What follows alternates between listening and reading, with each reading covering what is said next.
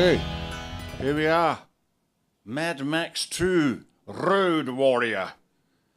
Directed by George Miller, who went on to direct such wonderful films as Happy Feet and Babe. And my personal favourite, Babe, Pig in the City, which she got many innovations from the Mad Max franchise because it has voiceover in the Pig in the City, Babe, Pig in the City. And in Babe, Pig in the City, he had to direct farm animals and chimpanzees, so I think that perhaps working with Mel Gibson helped him prepare for this. In Mad Max 2, Road Warrior, Brian May did the music. I saw that in the credits. I looked it up, and unfortunately it wasn't the real Brian May, the one in Queen. I think George Miller asked Brian May to come over to Australia to do the soundtrack, but unfortunately Brian couldn't get his hair through customs. So that was a non-starter.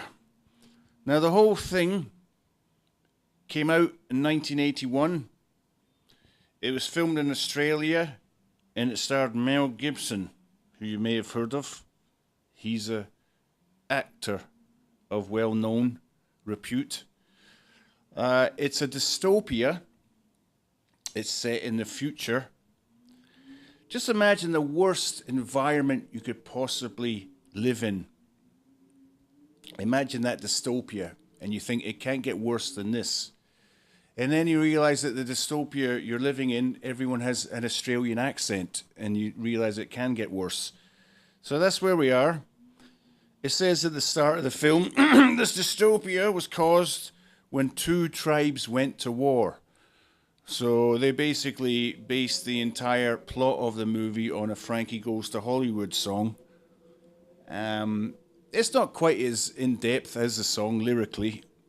There's a bit less words in the movie than there is in the song, especially the chorus. But, you know, it's still a galloping romp, as they say. It stars Mel Gibson. You know Mel Gibson. I was reading up on him. He started Icon Productions, which is responsible for many films. Like back in 1995, Icon Productions produced Braveheart, up until 2014, where they produced Postman Pat the movie. So, just goes to show you, if you keep at it, you can improve. Mel is the 6th of 11 kids in his family, so you'll probably be pretty surprised to hear that they're Catholics. And when he was back then, he was born in 56, so he was only like 24 when this movie came out. He's a good-looking chap. He's sort of a poster boy for Australian manhood. Of course, now he looks like a poster boy for mentally ill vagrants, but in a way, a lot of his opinions also resemble a man that uses a plastic bag as underwear, shouting at you from a grass verge as you walk by. In fact, I found out that that's actually the procedure he used to workshop the scripts for his last 3 screenplays. But yeah, he does look a bit rough, but he was very handsome when he was young. Small but perfectly formed. Now, as we all know, Mel Gibson has struggled with alcoholism and racism for a number of years, and yet he was always renowned for showing up on time and being very punctual. I guess it's a bit like Mussolini getting the trains to run on time. He's a devout Catholic. He belongs to he's so devout, the particular sect he belongs to, that they don't actually think the Pope should be there. They're so devout that they don't actually like the Pope. But even though he is a devout Catholic, he still managed to squeeze a divorce through his devoutness. And this divorce from his wife of 25 years or whatever, he was forced to pay out $400 million of his $800 million fortune to his wife.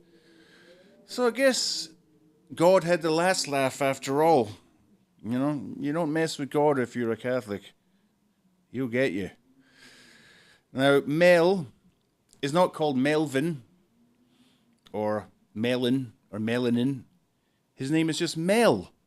He's named after the Irish saint, Saint Mel, who's actually the patron saint of people who run hot dog stands.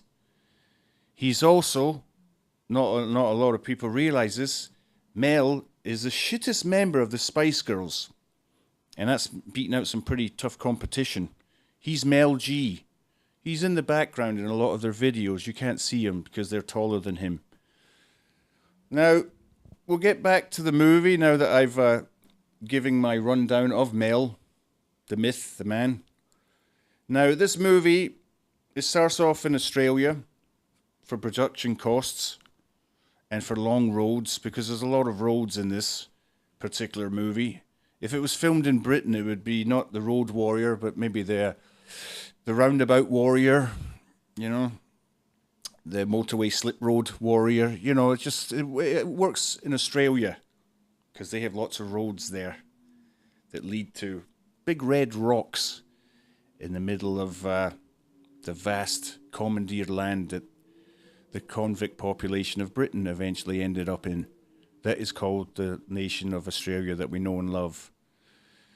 It starts off the movie with a flashback showing Mel's wife and child being murdered. Before this happens, there's a very tender scene of Mel towering over his wife, kissing her. So I'm assuming that the actress playing the wife was a dwarf, because Mel's not the tallest of chaps, even though he is very handsome. It's kind of a running theme with Hollywood movie actors. Very handsome, but very growth restricted, many of them. But that's okay. They still have talent. I don't want to be sizist. Anyway, back to the dystopia. He's in the whole crux of the matter in the dystopia is the thing they need the most is gasoline to run their cars and their motorcycles. It's like black gold.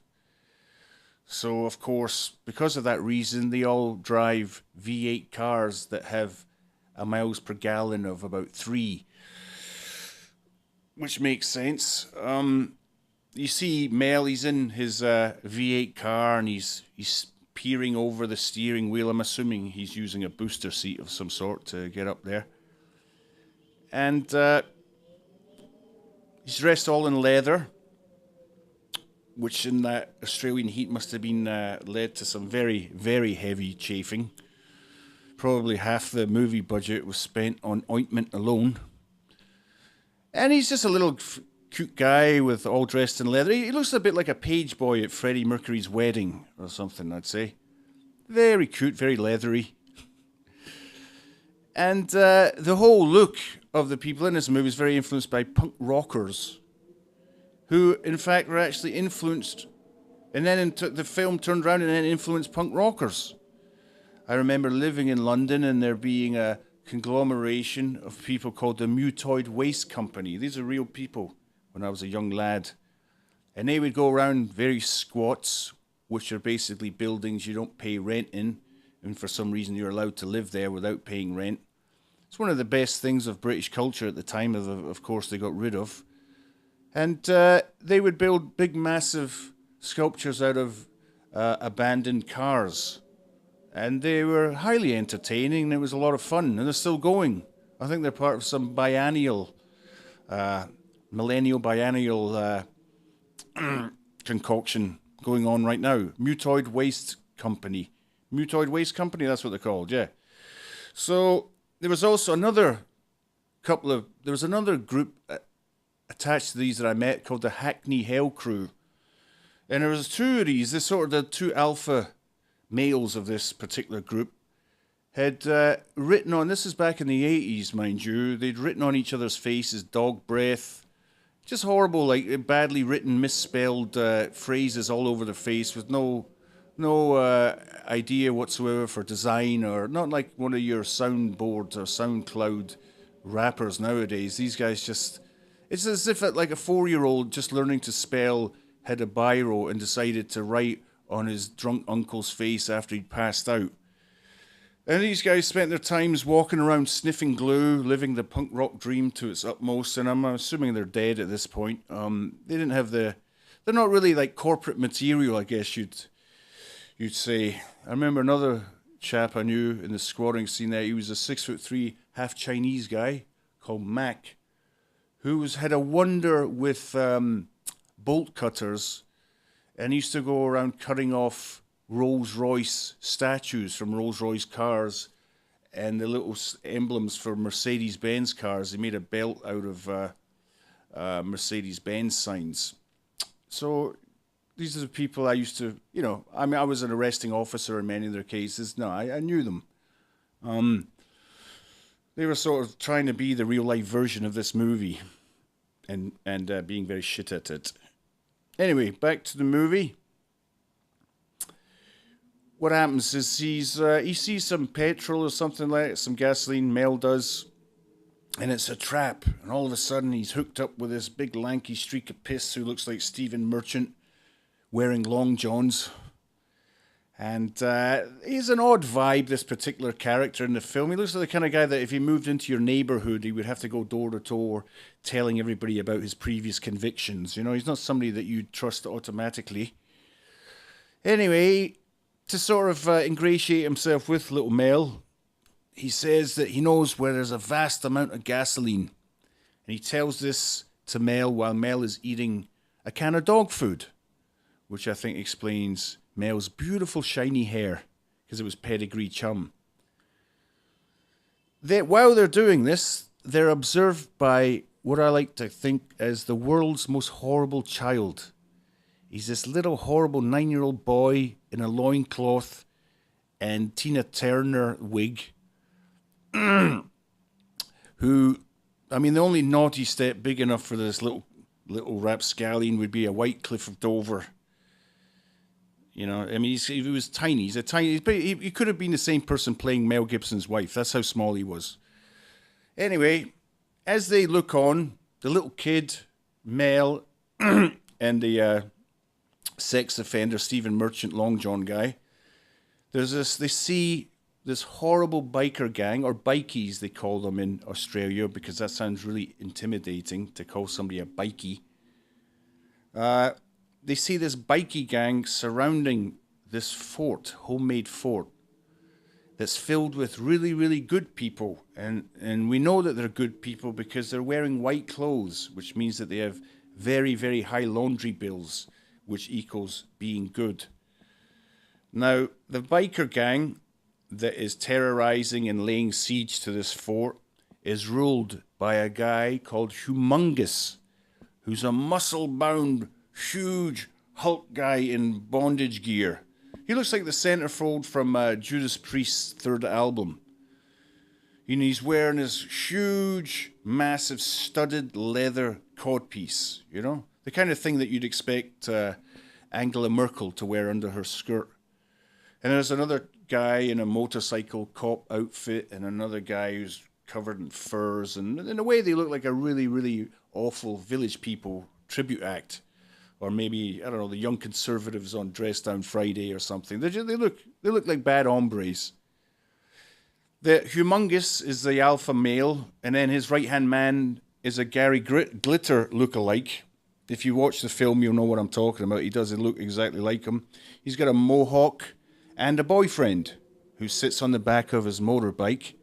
And they obviously have a very loving relationship based on, the giving of small gifts and cannibalism and, And they're driving around with his boyfriend on the back of the motorcycle, and then the world's most horrible kid throws a boomerang, because we're in Australia, and they're born with them in hand over there. He throws the boomerang, the world's most horrible kid, and it lodges right in Gary Glitter's boyfriend's forehead. And I thought that's kind of, maybe that was supposed to be a symbol for how the LGBTQ community is welcomed in perhaps Brisbane or something like that. Symbolizes something like that. So anyway, Humongous, who speaks with a very strong German accent for some reason. I mean, he's got the German accent, muscles, leather, bad acting. In many ways, he's a spiritual trailblazer for Arnold Schwarzenegger. And he's addressing the good people in the white clothing. And he says, give us your gasoline or we're going to croak you.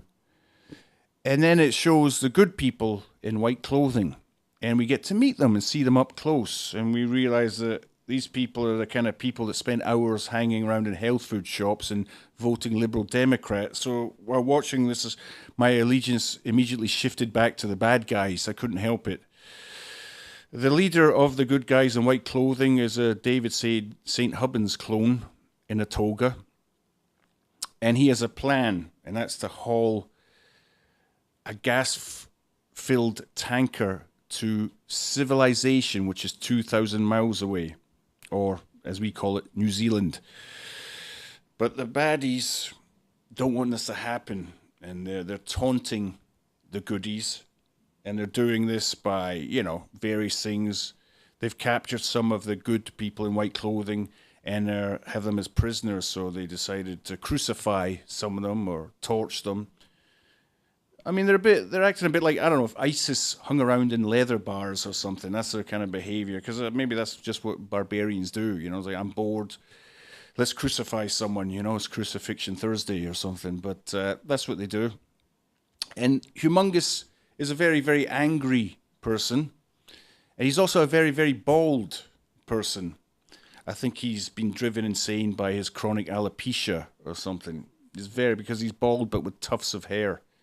Very unattractive. Like Michael Eavis from Glastonbury, but in bondage gear. There's really some incredible action scenes, I have to say, in it, in the film. Very, very enjoyable. But I couldn't help but notice that they sped up a lot of the action scenes to make it look like it was going faster than it actually was. I mean, twice this actual speed. It's a bit like the Benny Hill show, but on PCP and homemade gin or something. And it stands out a bit. But then I realized that was it's kind of a sneaky and yet could be a very useful technique. Like if I thought if they could speed up by 5 times the speed, the Mel Gibson film What Women Want, that would be about 20 minutes of the audience having to grit their teeth instead of an hour and a half. So, things could work out. I didn't phrase that well, but you never know.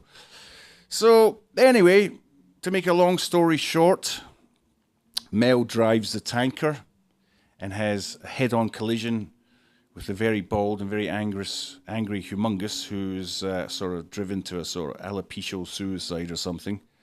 And I guess we figure out at the end, the moral of the story is, if you do find yourself with an itchy scalp, seek medical assistance immediately. That's what I got out of it anyway.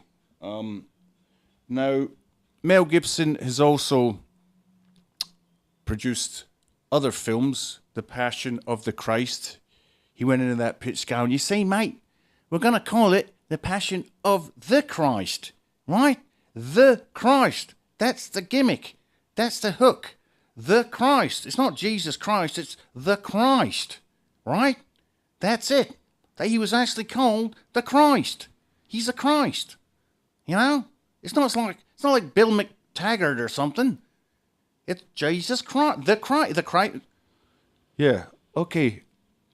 Okay, Mel. Go back to your homemade gin and your alopecia. The homemade The Passion of the Christ, which I watched, and it's completely in Aramaic, which saved on. They were actually just reciting the alphabet in the phone book that nobody knew because nobody speaks Aramaic. They had zero script. That's the way you do. You just make up an archaic language. You need a script. Just get them to recite, Twinkle, Twinkle, Little Star backwards. And, no one will know, be the wiser. So, but there's one good thing about The Passion of the Christ, and that was the person playing Lucifer, or Satan, who was actually played by a bald-headed Italian bird who was an art student, as far as I remember, because I did watch it, and I thought it was a load of claptrap and incredibly violent and voyeuristically gory, like a horror movie, for no reason whatsoever. It was quite odd, if I'm honest. But the person playing Lucifer or Satan or Shatan or Shiton or whatever the person's name was really weird looking. And that leads me to my other film that, I mean, obviously Braveheart, my national origin is of the same place as William Wallace, which is North Britain, a sort of suburb of England known as Scotland. And I thought that was a load of shit. But Apocalypto I thought was really, really good. I was surprised that Mel Gibson directed it because it was so good. I mean, that's quite a good fit to make a movie that felt so real using archaic language. Yeah, that was a good movie. I liked Apocalypto. I'd recommend that one. Supposedly Hot Hacksaw Ridge, which is about, I think it's one of these Discovery Channel things about fixing up your stock car or something. I don't know. I have no clue. No, I think it's about war. Surprise, surprise. Something to do with death and violence. You know, it's what Mel would want is to go along with this religious fervor. But yeah, my thing with Mel is watch Apocalypto and avoid his anti-Semitic rants. And don't offer him a drink. You'll never hear the end of him for the next 6 months. So, thank you.